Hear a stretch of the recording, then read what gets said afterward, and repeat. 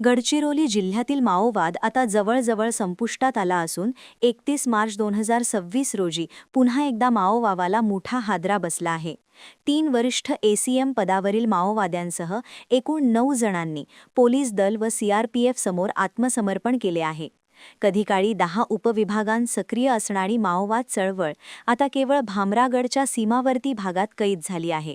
आज आत्मसमर्पित केलेल्या 9 माओवाद्यांमध्ये 35 वर्षीय दसरी उर्फ Pide Sannu Veko ACM national park doctor team, 40 वर्षीय रामजी अडमा पोटाम एसीएम सँड्रा दलम कृषी विभाग आणि 35 वर्षीय शांती वंजा वड्डे एसीएम इंद्रावती दलम यांसारख्या वरिष्ठ सदस्यांचा समावेश आहे.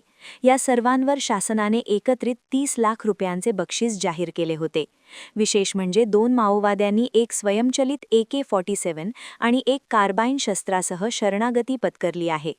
गडचिरोली पोलीस व सीआरपीएफच्या एकत्रित प्रयत्नांमुळे 2025 पासून आतापर्यंत 132 तर आजवर एकूण 805 माओवाद्यांनी हिंसेचा मार्ग सोडून मुख्य प्रवाहात येण्याचा निर्णय घेतला आहे.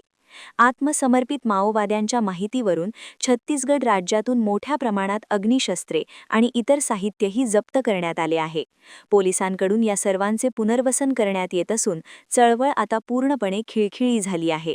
प्रतिनिधी शंकर मुत्तेलवार, NTV न्यूज मराठी, गडचिरोली.